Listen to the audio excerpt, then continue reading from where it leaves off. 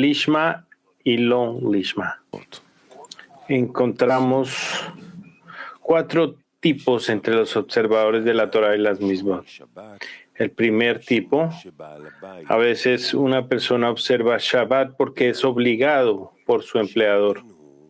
Es decir, la regla es que si una persona tiene un empleado que profana el Shabbat y le dice a su empleado, si no dejas de profanar el Shabbat, te despediré. La regla es que él tiene que decir que observará el Shabbat o será despedido de su trabajo.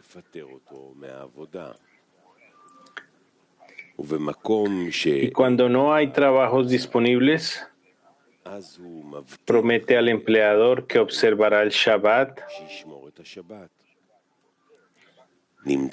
Resulta esto que está observando el Shabbat porque el empleador lo obliga.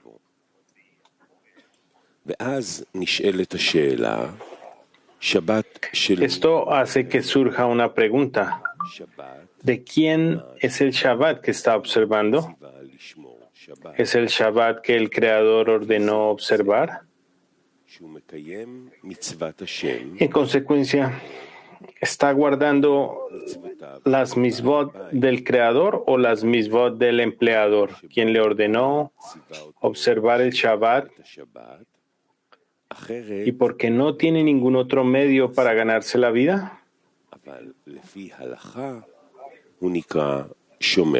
sin embargo, de acuerdo con la halajá, ley bíblica, se le considera observante del Shabbat. La misma regla es válida para el resto de la Shabbat. Y sin embargo, de acuerdo con la halajá, se le considera observar el Shabbat. La misma regla es válida para el resto de las mitzvot.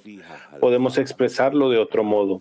Si un padre sabe que al decirle a su hijo que debe observar la Torah y las mitzvot, o que de otro modo no lo apoyará, y el padre sabe que si no lo apoya no tendrá ningún sustento, y de acuerdo con la halajá, el padre debe velar para que su hijo observe la Torah y las mitzvot. Aquí también surge la pregunta, ¿de quién es la Torah y las mitzvot que está observando?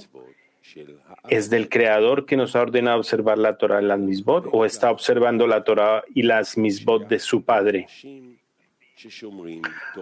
Cualquiera que sea el caso, él pertenece al pueblo que observa la Torah y las mitzvot. Estas son las palabras de Maimónides. El que amonesta a su amigo primero, no hablará duramente. ¿A qué concierne esto?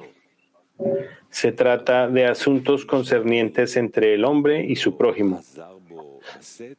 Sin embargo, con asuntos que conciernen al cielo, si no se arrepiente en secreto, será avergonzado en público. Se hace público su pecado, se le maldice en su rostro y es desprestigiado y maldecido hasta que se reforme. Aquí también surge la duda. ¿De quién son las mitzvot que está observando? ¿Del Creador o de las personas que lo maldicen? Sin embargo, aquí también vemos que al final es considerado como observante de la Torah y las mitzvot. Es decir, cuando consideramos el acto que está realizando, encontramos que no hay nada que agregar a la acción. La única pregunta gira en torno a la intención, es decir, a la razón que lo obliga a observar la Torah y las mitzvot. Este es el primer tipo de observación de la Torah y de las mitzvot. El segundo tipo, la persona observa la Torah y las mitzvot debido a la crianza, ya que nació en un ambiente ortodoxo o no nació en un ambiente así, pero posteriormente entró en un ambiente ortodoxo y le influyó para que observara la Torah y las mitzvot. La razón por la cual observa la Torah y las mitzvot es que le dijeron que con esto tendría la vida en este mundo y la vida del mundo venidero. Luego comienza a ver que cuán respetadas y apreciadas son las personas meticulosas con la Torah y las Misbot. Y ve cómo otros hablan a estas personas que piden con más entusiasmo y dedican más tiempo a estudiar la Torah. El respeto que reciben le da impulso. Este respeto es un combustible para él y comienza también a pedir con más entusiasmo y es más meticuloso con cada precepto y gesto. Y gracias a esto tiene fuerza para agregar tiempo al estudio de la Torah. Este es ya el segundo tipo de observación de la Torah y de las Misbot, ya que él quiere observar la Torah y las Misbot por su propia elección, pues entiende que mediante esto el Creador lo recompensará por haber observado sus preceptos. Sin embargo, agrega otro nombre a la razón que le hace observar la Torah y las Misbot. Y esto es el respeto que ve que reciben aquellos que observan la Torah y las Misbot más diligentemente que otros. Y además del respeto, aquellos que son meticulosos con la Torah y las Misbot tienen otras cosas por las que el público los obliga a trabajar más. Puede ser dinero o cualquier otra cosa, pero hay otra razón por la cual debe observar la Torah y las Misbot.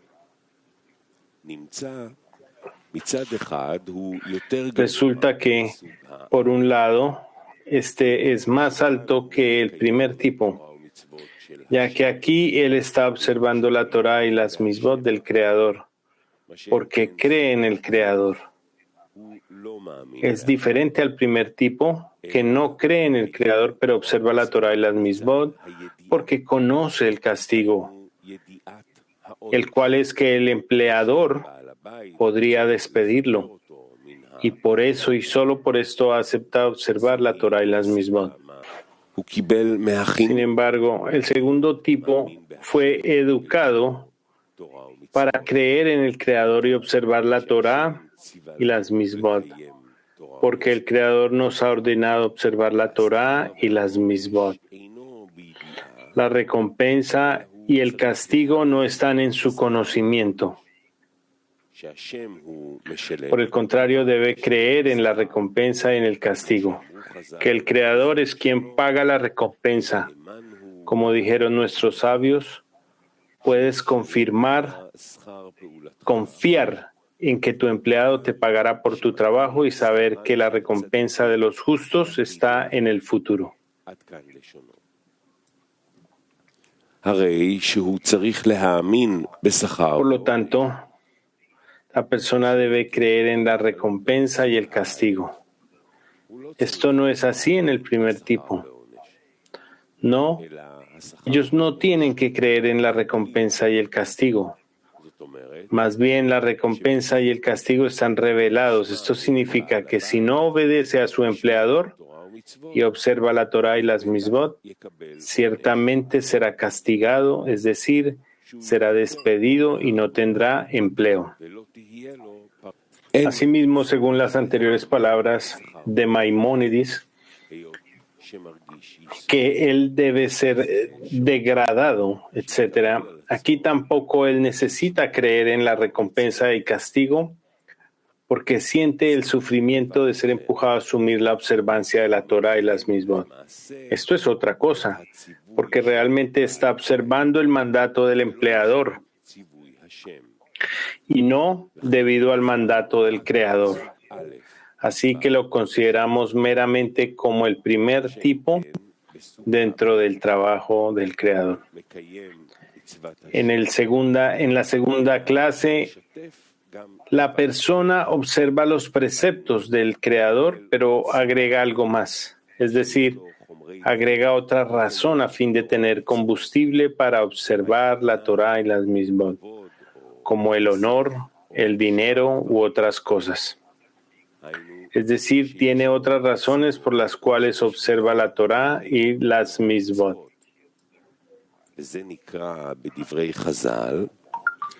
En las palabras de nuestros sabios, esto se denomina todo aquel que se une al trabajo del Creador con otra cosa es desarraigado del mundo, tal como decimos, solamente para el Creador.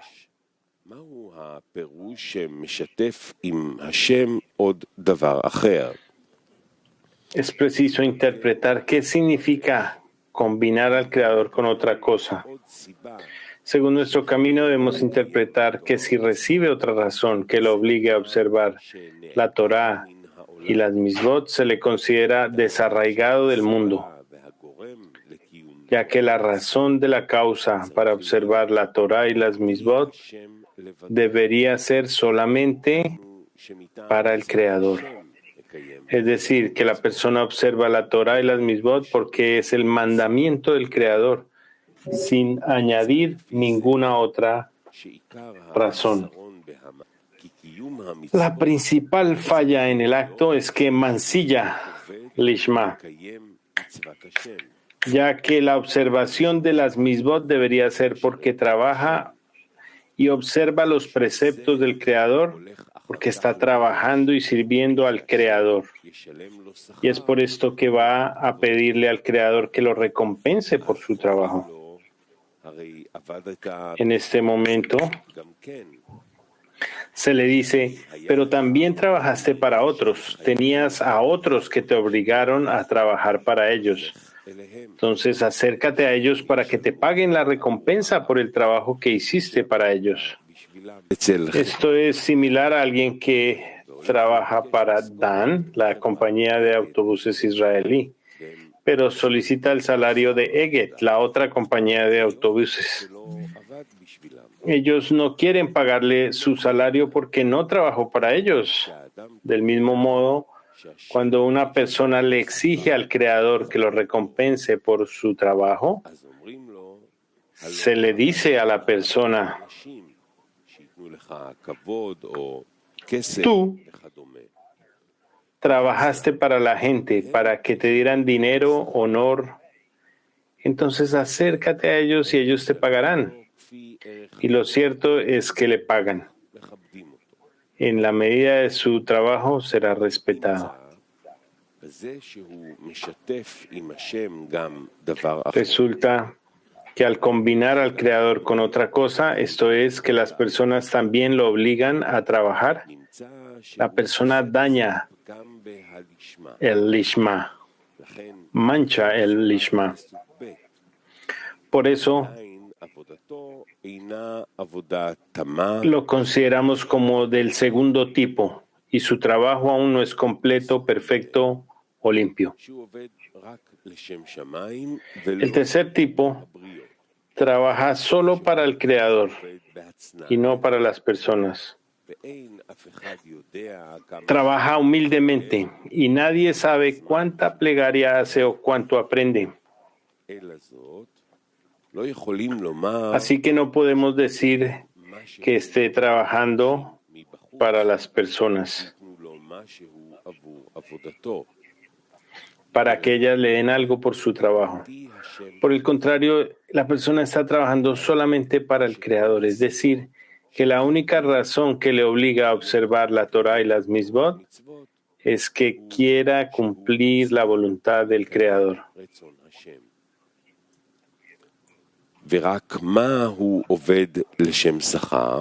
No obstante, la persona trabaja por una recompensa. Es como dijo Maimónides, para que no le sobrevengan calamidades y para recibir una recompensa en este mundo, es decir, para que el Creador le dé salud, un sustento y satisfacciones de los hijos, etc. O para que Él le conceda el mundo venidero. Esta es la razón que le da el combustible para poder hacer el trabajo sagrado. Por lo tanto, este trabajo es considerado lishma, ya que la razón que lo lleva a observar la Torá y las misbot es solo el Creador. Es decir, que está trabajando solo para el Creador y no agrega otras cosas. Es decir, no tiene otra razón que le obligue a observar la Torá y las misbot. Esto se considera el tercer tipo, porque no desea trabajar para nadie, solamente para el Creador. Pero la razón que le obliga a observar los preceptos del Creador es el miedo al castigo o el amor a una recompensa. Esto es como está escrito en el Sulam. Está la persona que teme al Creador para que sus hijos vivan y no mueran, o que temen un castigo corporal o un castigo a su dinero, y por lo tanto siempre le teme. Resulta de esto que la persona no coloca el temor que siente por el Creador como la raíz, ya que la raíz es su propio beneficio y el temor es el resultado. Y está la persona que teme al Creador porque teme el castigo de este mundo y el castigo del infierno. Estos dos tipos de miedo, el miedo al castigo de este mundo y el miedo al castigo en el otro mundo, no son la esencia del temor y su raíz.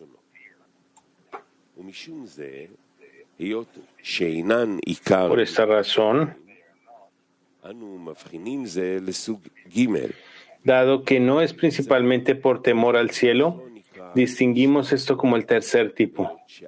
Resulta que este trabajo se llama lishma, porque trabajó para el Creador, pero no para otros también.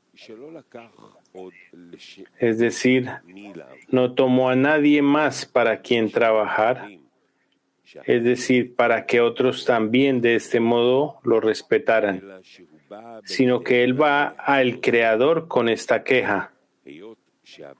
Como he estado trabajando para ti, y nadie sabe lo que hice al observar la Torá y las misbot,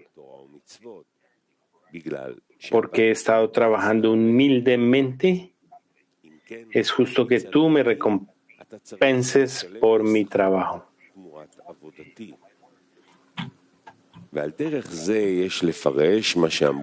De esta manera debemos interpretar lo que dijeron nuestros sabios. El que da una roca como caridad para que sus hijos vivan es un justo absoluto. La razón es que él está observando los preceptos del Creador. Y como el Creador nos ha ordenado dar caridad, nosotros la damos. Resulta que con respecto a dar, no hay diferencias aquí, ya que el que está observando la mitzvah, lishma, es decir, para el Creador, y no hay nadie más que le esté obligado a dar caridad.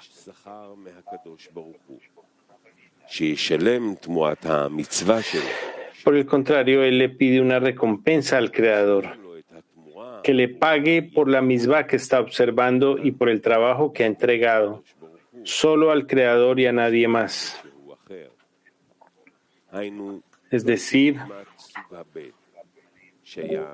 no es como el segundo tipo, donde combina a otros, es decir, gente del exterior que también lo hacían guardar y ser meticuloso observando la Torá y las misbot.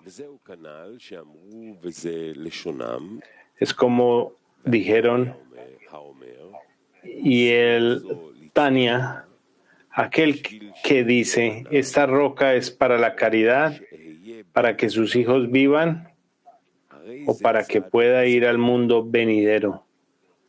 Es un justo absoluto. Rashi interpreta, es un justo absoluto en esto. No dijeron que estaba trabajando lo lishma, no en su nombre, sino que observó el precepto de su creador, quien ordenó dar caridad, incluso aunque tuviera la intención para su propio placer. Será recompensado con el mundo venidero y con que sus hijos vivan. Esto significa que a pesar de estar pidiendo una recompensa por observar la misbah, es decir, para que sus hijos vivan o porque quiere la recompensa del mundo venidero, por esta misbah, este hombre es un justo. El hecho de que quiera el mundo venidero también se considera como querer una recompensa. Del mismo modo que para que sus ojos vivan. Es como las palabras anteriores del Zohar sagrado, ya que quiera una recompensa en este mundo o en el mundo venidero a cambio de las misbot, no se considera temor esencial, ya que su propio beneficio es la causa por la que observa la misbot y no es el creador. Aún así, nuestros sabios dijeron aquí, es un justo absoluto. Él es como Rashi interpreta, que él está observando las misbot de su creador, que le ha ordenado dar caridad, y además tiene la intención de su propio beneficio, es por ende llamado justo absoluto.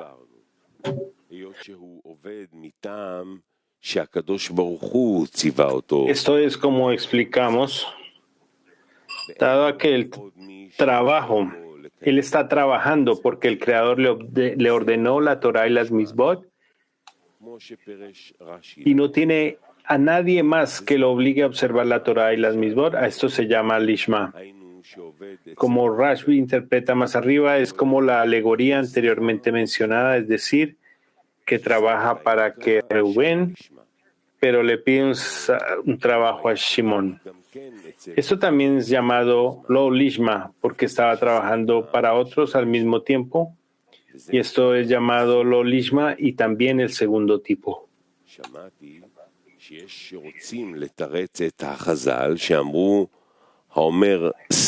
He oído que hay quienes intentan explicar a nuestros sabios que dijeron, quien diga, esta roca es para caridad, para que mis hijos vivan, es un justo absoluto, pero condicionando la observación de la misbah, por lo que intentan decir que estaba escrito en iniciales. Él es un Zadi, Gimel. Después, cuando lo escribieron con palabras completas, convirtieron el Zadi Gimel en Zadi Gamur, justo absoluto. Sin embargo, se equivocaron al interpretar las iniciales, ya que Zadi Gimel significa Zeraka Gedolah, gran justicia o caridad, y no Zadir Gamur. Sin embargo, probablemente este no sea el caso, ya que no pueden explicar el otro versículo que dice o que obtenga el mundo venidero, ya que con el mundo venidero también pretende complacerse a sí mismo, lo que para que mis hijos vivan, como las palabras anteriores en el Zohar sagrado. Sin embargo, el tercer tipo significa que está trabajando para el Creador, ya que el Creador nos ordenó a través de Moshe que observáramos la Torah y las misbot, y le estamos pidiendo una recompensa, ya que trabajamos solo para Él, a causa del precepto del Creador y no por otra razón. Por esto se llama lishma. Sin embargo, este es solo el tercer tipo.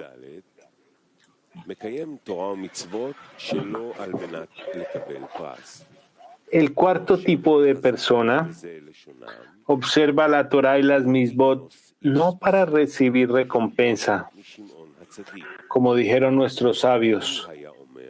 Antígono hombre de Socor recibió de Shimón el justo. Él decía, no sean como siervos que sirven al maestro para recibir recompensa, sino sean siervos que sirven al maestro no para recibir recompensa, y que el temor del cielo sea con ustedes. Esto significa que específicamente no es para recibir una recompensa que se considere para el Creador, tal como concluye diciendo,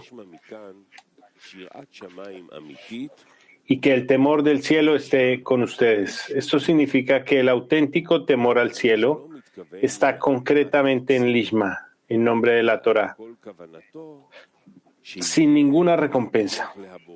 Es decir, no tiene ninguna intención de beneficio propio, sino que su única intención es brindar satisfacción al Creador.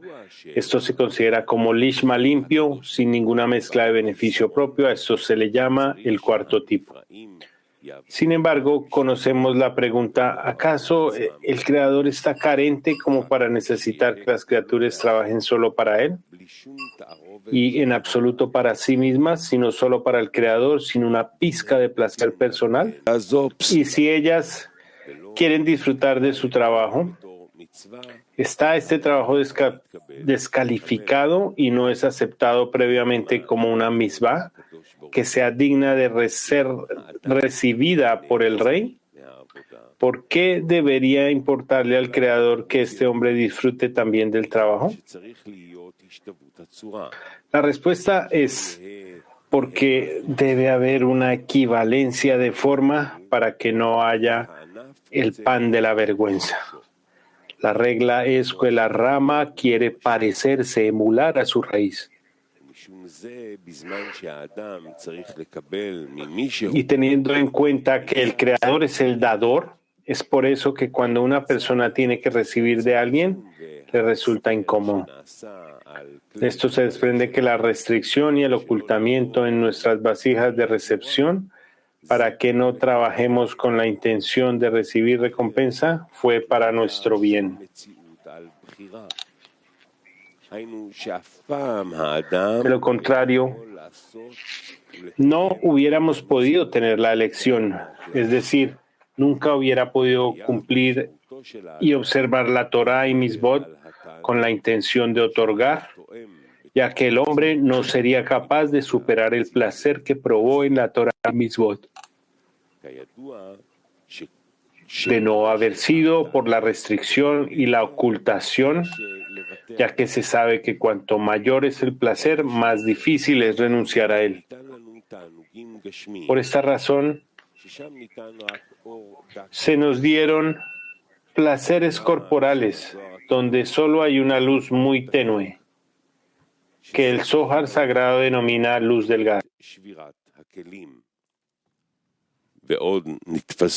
la cual cayó en las clipot, cáscaras, en el momento de la ruptura de las vasijas.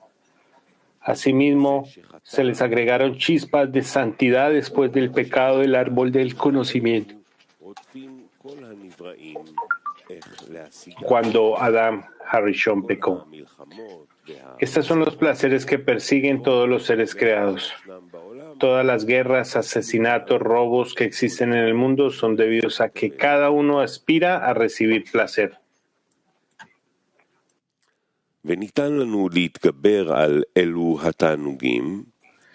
Estamos destinados a superar estos placeres y recibir todo, pero la persona ve lo difícil que es salir del amor propio y renunciar a los pequeños placeres.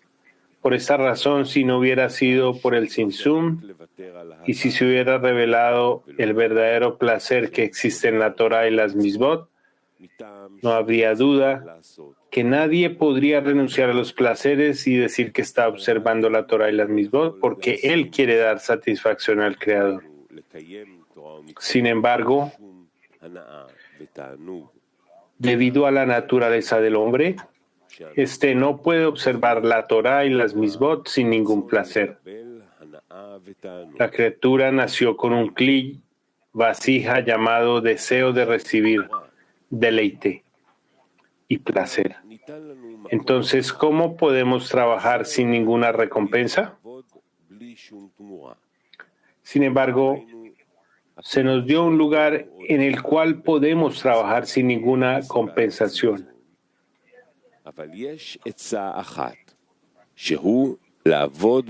Es decir, incluso aunque todavía no tenemos un gusto por la Torah y las mitzvot, debido al Tzimtzum hay un consejo, el cual es trabajar en la grandeza del Creador y ser conscientes de cuán privilegiados somos al servir al Rey.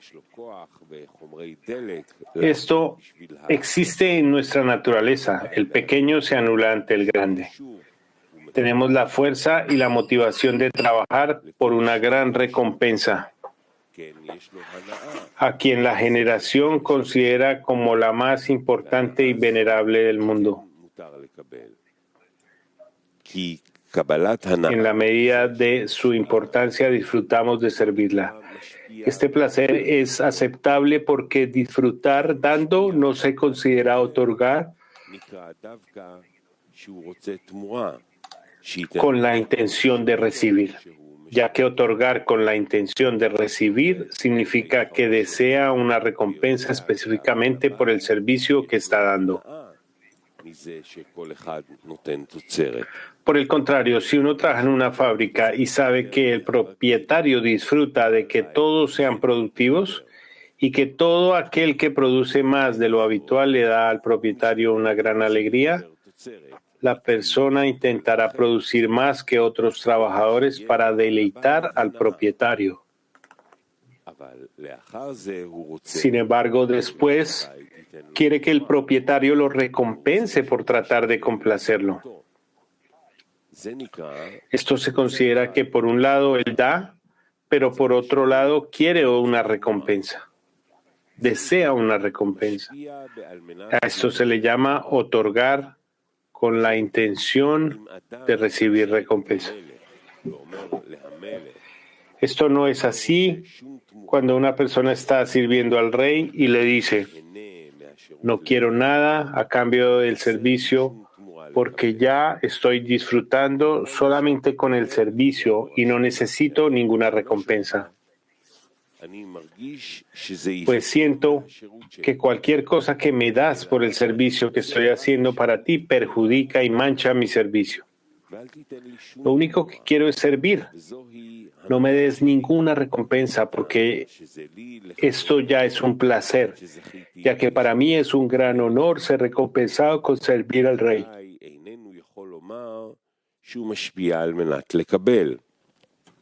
Por supuesto, la persona no puede decir que está otorgando con la intención de recibir, ya que no quiere recibir nada a cambio. ¿Y por qué no quiere? Es porque la persona obtiene un gran placer al servir al Rey. Resulta que esto se considera otorgar con la intención de otorgar a una persona importante.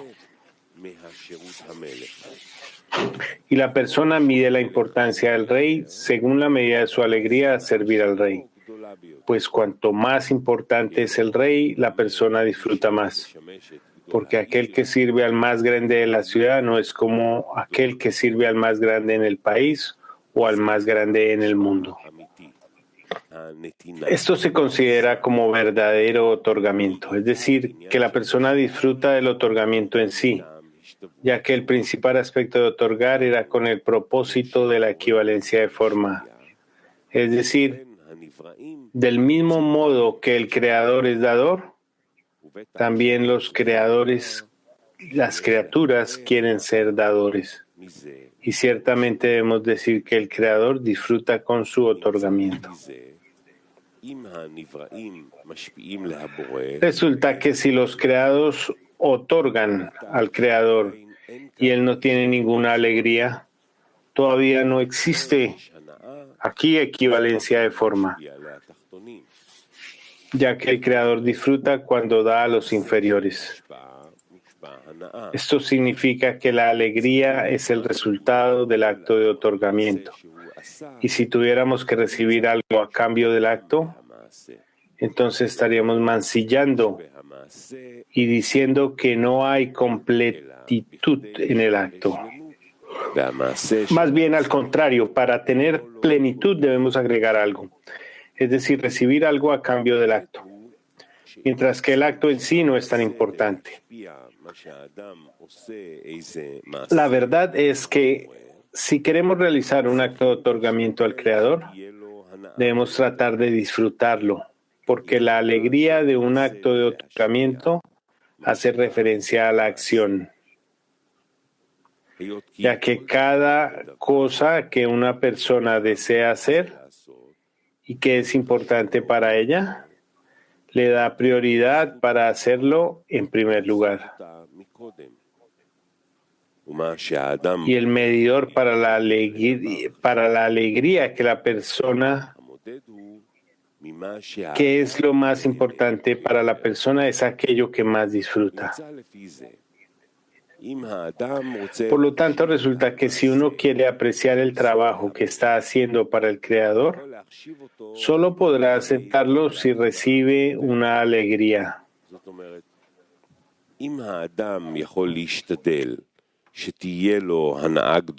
Es decir, si uno puede tratar de obtener gran alegría, entonces podrá saber que ahora está brindando gran satisfacción al Creador al otorgar al Creador cuando observa sus preceptos.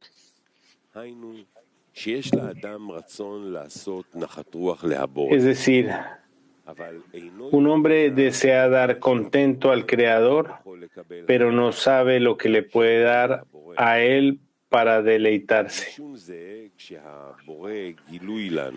Por esta razón, cuando se nos revela que Él nos ha dado la Torah y las Misbot, y que si las observamos, el Creador se regocijará, ciertamente nos sentimos felices, porque ahora sabemos qué hacer por Él.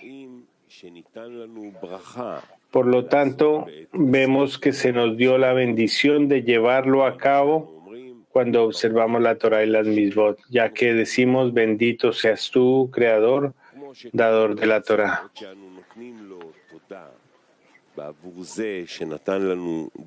Está escrito en las Misbot que le agradecemos por darnos, por ejemplo, la Misbah de la Sukkah. Por ejemplo, estamos felices de que Él nos instruya lo que debemos hacer para deleitarlo y que no necesitamos buscar cosas que deleiten al Creador. Pero la pregunta es, ¿cómo podemos incrementar nuestro placer mientras realizamos las Misbot? La respuesta es, solo hay un solo consejo. Tratar de alcanzar la grandeza del Creador. Es decir, en todo lo que hacemos en la Torah y las Misbot, queremos que nuestra recompensa sea sentir la grandeza del Creador. Y todas nuestras plegarias deben ser para elevar la Shehinah, divinidad del polvo, ya que el Creador está oculto de nosotros debido al tzimtzum que hubo y no podemos aplicar su importancia y su grandeza.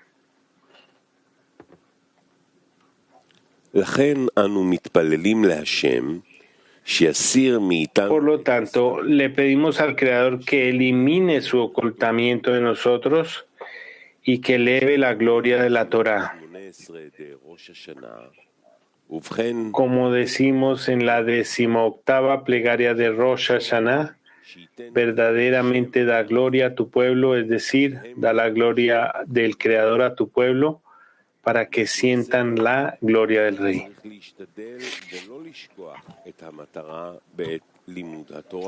Por esta razón, uno debe tratar de recordar y nunca olvidar la meta mientras estudia la Torah y tener siempre en cuenta qué es lo que quiere recibir con el estudio, que el estudio le imparta la grandeza y la importancia del Creador.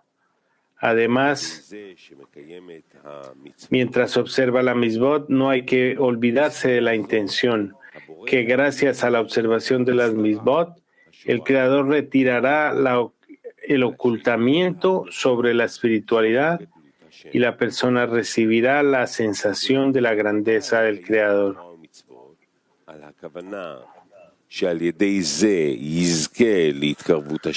Sin embargo, es difícil observar la Torá y las mitzvot con la intención de ser recompensados con acercarse al Creador para obtener la grandeza de éste y poder dar contento gracias a la importancia del Creador, que esta será su recompensa y no desea ninguna otra recompensa por su trabajo. El cuerpo no acepta trabajar con esta intención. El Zohar Sagrado dice: hombres poderosos deambulaban de ciudad en ciudad y no son perdonados. La multitud mezclada los rechaza entre ellos, y en muchos lugares solamente reciben raciones. Por lo tanto, no se levantarán de su caída, ni siquiera momentáneamente. Y todos los sabios y hombres poderosos que temen el pecado están afligidos, presionados y abatidos. Son considerados como perros, como niños cuando se les mide con el oro fino, como son consideradas las vasijas de barro en cada calle. Estas multitudes mixtas son ricas, pacíficas, alegres, sin ninguna tristeza ni aflicción, ladrones y sobornadores. Ellos son los jueces, los líderes de las personas. En estas palabras vemos que el Zohar distingue entre los sabios y hombres poderosos que temen al pecado y los jueces de los líderes del pueblo que son considerados la multitud mixta. Dicen que los sabios y los hombres poderosos que temen al pecado están afligidos y angustiados, mientras que los jueces y los líderes del pueblo son ricos, pacíficos y felices. ¿Por qué? Porque ellos son una multitud mixta. Debemos entender el significado de la multitud mixta y debido a que son una multitud mixta tienen alegría y paz. Vemos que en la discusión que tuvo Jacob con Esaú, le dijo a Jacob: tengo suficiente. Y Jacob respondió: yo tengo todo. Necesitamos entender la diferencia entre suficiente y todo.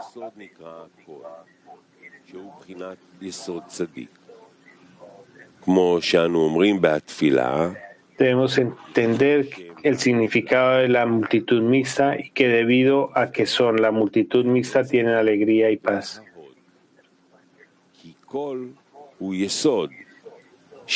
Esto es así porque todo es Yesod, y el justo llamado Yesod solo lo da. La Sefirá Yesod le da a Malhut. Como está escrito en el Zohar Sagrado, esto significa que el grado de Yesod es Tzadik, que no toma nada para sí mismo y que todo el trabajo es para otorgar. Ciertamente, cuando el hombre comienza a trabajar para ser justo, es decir, para no recibir recompensa para sí mismo y para trabajar solo para dar satisfacción a su hacedor, el cuerpo no está de acuerdo y le da impedimento. Hace todo lo posible para interferir en su trabajo. En este momento, ese hombre está constantemente afligido y no haya paz en la situación en la que se encuentra, porque ve que todavía no ha llegado a ser otorgante al Creador. Por el contrario, todo lo que hace todavía es sin la capacidad de dirigirlo con el fin de otorgar. Siempre tiene aflicción por esto, lo cual recibe el nombre de la Shejiná, está en el exilio. Le duele porque tiene una fuerza para trabajar por el amor propio, pero cuando ve que su deseo de recibir no obtendrá nada, es negligente con el trabajo.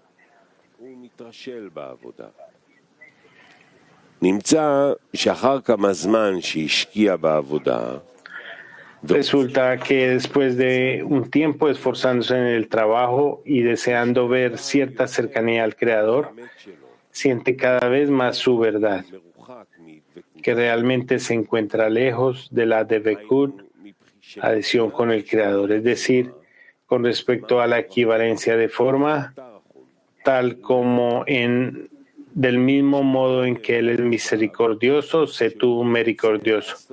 Él es todo lo contrario. Antes pensaba que quería brindar satisfacción al Creador y que habría cierta alegría en esto. Él esperaba recibir por su trabajo la recompensa de este mundo y también la recompensa del mundo venidero.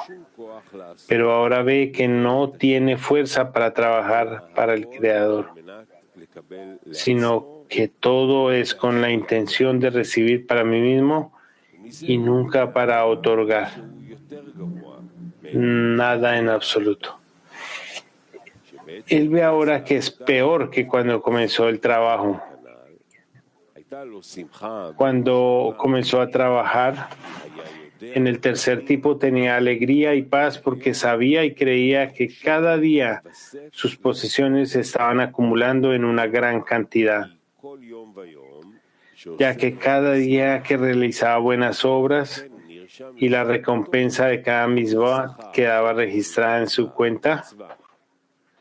Esta creencia le trajo alegría y paz porque veía que estaba avanzando en el trabajo, es decir, que sus posesiones se multiplicaban día a día.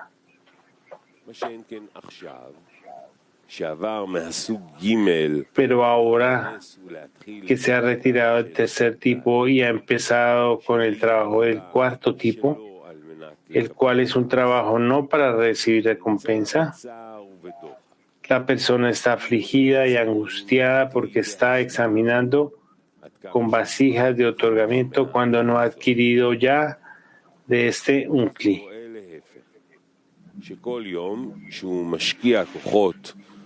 En este momento la persona del contrario, que cada día a medida que se esfuerce y quiere acercarse al Creador, es decir, tener un deseo de otorgar, la persona ve la verdad, que cada día está mal manejado, según lo que dijo Baal Hasulam. ¿Por qué uno ve que se ha alejado si cada día está haciendo buenas obras y, en consecuencia, estas obras deberían haberlo acercado?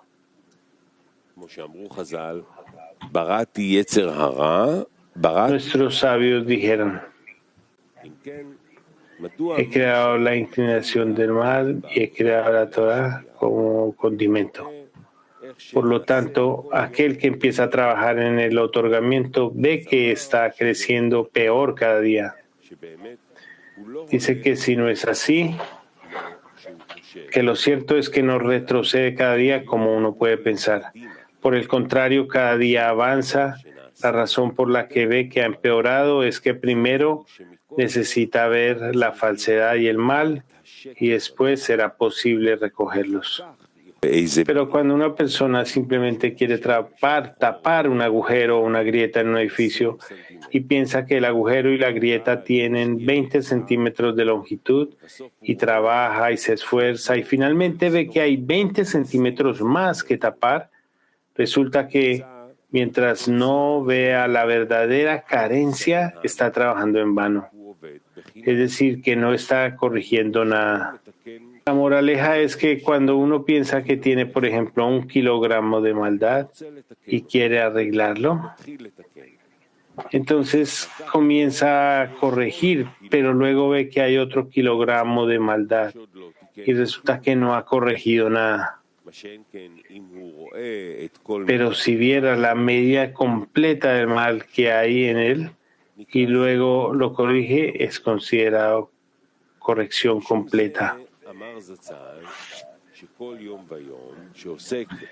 Esa es la razón por la cual Baal Hasulam dijo que cada día, cuando uno se dedica a trabajar con la intención de otorgar, se acerca a la verdad. Es decir, la verdad, la cantidad de la verdad, hay que estar en él. En una casa oscura es imposible ver que hay suciedad y escombros, pero si ponemos una luz ahí dentro se puede ver que hay suciedad y garbage y escombros. De manera similar, cuando la persona se dedica a Torah y las Mitzvot en el otorgamiento, la Torah y las Mitzvot le iluminan más cada vez para ver la verdad sobre la medida del mal en él. Por lo tanto, resulta que cada día está avanzando hasta que alcanza todo el mal dentro de él. Luego, cuando la persona empieza a corregir, siempre tiene una corrección completa para después poner en sus kelim el deleite y el placer que el Creador contempló dar a sus criaturas, como está escrito que el propósito de la creación es hacer el bien a sus criaturas. Sin embargo, cada día iban ascendiendo en el grado de la verdad y se acercaban a ver la medida del mal que había en las vasijas de recepción, es decir, antes de que Moshe y Aarón vinieran a decirles que tenían que salir de Egipto. Como dice el Sagrado, y el pueblo de Israel comenzó a alejarse de ellos. En este momento la clipa de Egipto comenzó a luchar contra ellos con poderosas fuerzas.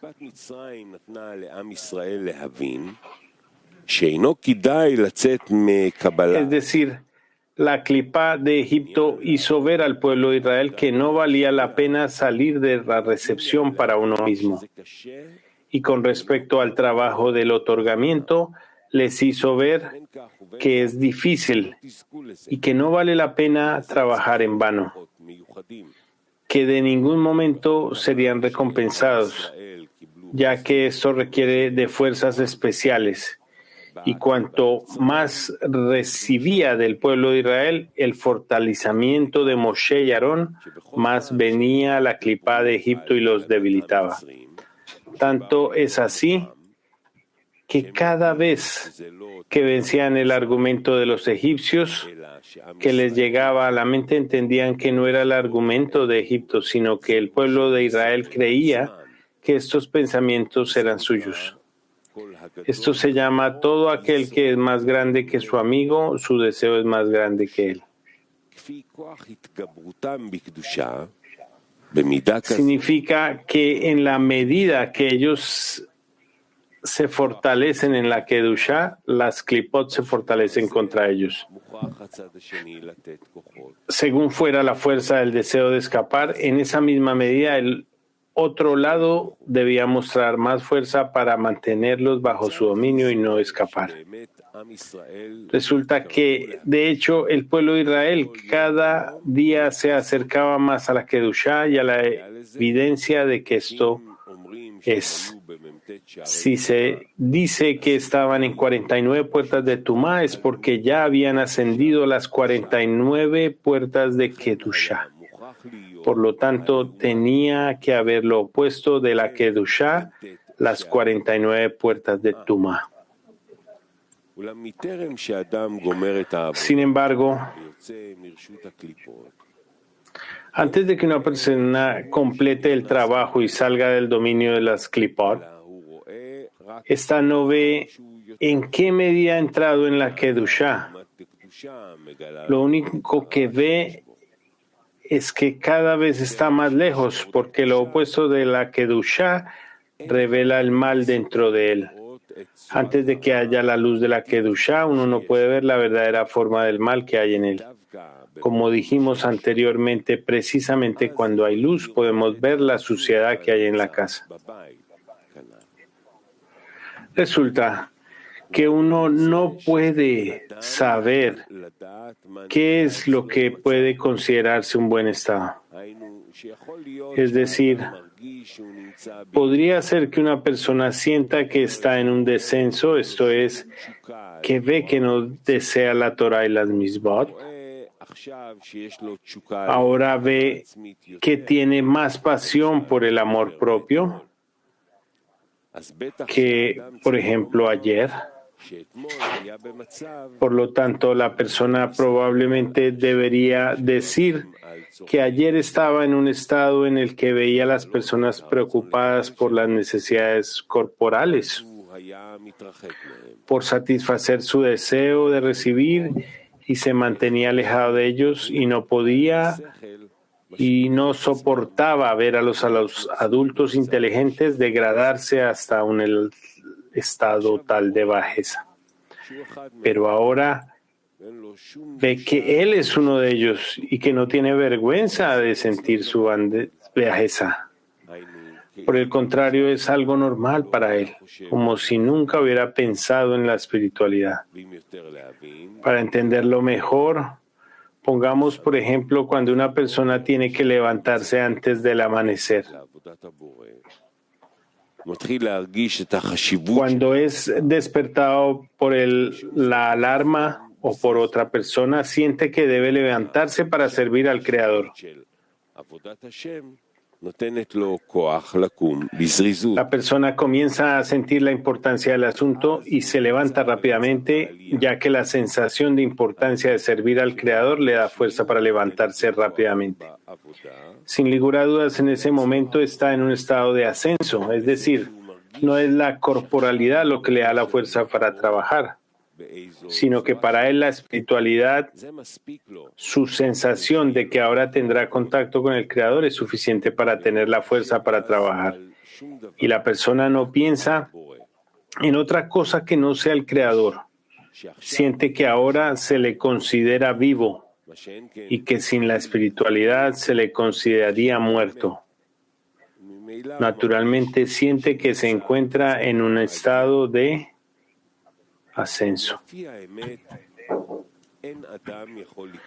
Lo cierto es que la persona no puede determinar cuál es su estado cuando siente que está alejada.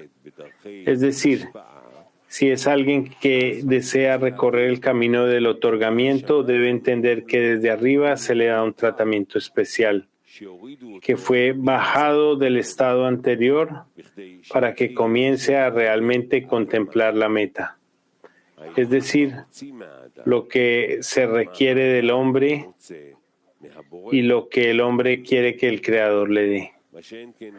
Pero cuando la persona ve que se encuentra en un estado de ascenso, cuando tiene un deseo por la Torah y las Misbot, esta no necesita preocuparse por la espiritualidad. En cambio, ve que permanecerá así toda la vida porque está feliz de este modo. Por lo tanto, resulta que el descenso que ha recibido es para su propio bien. Es decir, está recibiendo un trato especial que se le hizo descender de su estado en el que creía que tenía algo de perfección. Esto es evidente cuando acepta permanecer en el estado actual durante toda su vida. Pero ahora la persona ve que está lejos de la espiritualidad y empieza a pensar, ¿qué se requiere realmente de mí? ¿Qué debería hacer? ¿Cuál es el propósito que debería alcanzar? La persona ve que no tiene fuerza para trabajar y que se encuentra en un estado de entre el cielo y la tierra. Entonces, para que el hombre sea fortalecido, únicamente el Creador le puede ayudar. Pero por sí solo, la persona está perdida. Acerca de esto está escrito, pero los que esperan en el Creador obtendrán nuevas fuerzas, es decir, aquellas personas que tienen esperanza en el Creador. Esto significa que aquellos que ven que no hay nadie más en el mundo que pueda ayudarlos, obtendrán nuevas fuerzas en cada momento. Resulta que este descenso es en realidad un ascenso, es decir, que este descenso que sienten les permite elevarse en un grado, ya que no hay luz sin un cli. No hay llenado sin una carencia. Resulta que cuando la persona pensó que estaba en un estado de ascenso, no tenía ningún deseo en el cual el Creador pudiera colocar algo, ya que su kli, vasija, estaba llena y no había espacio para colocar nada adentro. Pero ahora que la persona siente que está en un estado de descenso, esta comienza a ver su carencia y las principales razones que le impiden alcanzar la devekut con el Creador. Y es en este momento que la persona sabe que pedirle al Creador para que lo ayude es importante, porque ve el verdadero obstáculo. De acuerdo a lo anterior, uno no puede decir que el Creador lo ha alejado del trabajo del Creador, y que la prueba de esto es que está en un estado de descenso. Es decir, que el Creador lo ha expulsado del trabajo y no quiere que trabaje para él. Esto no es así. Al contrario, debido a que el Creador quiere acercarlo, cuando siente que estaba en un ascenso, el Creador no podía acercarlo porque la persona no tenía kelim. Y para proveerle el kelim, el Creador tuvo que sacarlo de su estado y ponerlo en una situación en la que la persona se sentía carente, para que el Creador le pudiera ayudar desde arriba.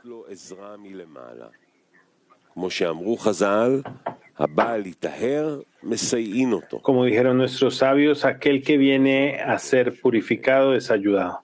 El Zohar Sagrado pregunta, ¿con qué?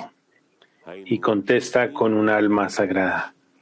Es decir, se le hace sentir que el alma es parte de Dios arriba. Y entonces la persona entra en la Kedushá. En este momento puede ir de grado en grado hasta que completa su alma respecto a lo que necesita corregir. Por lo tanto, resulta que en el primer tipo la razón y la causa para observar la Torah y las Mitzvot son personas del exterior.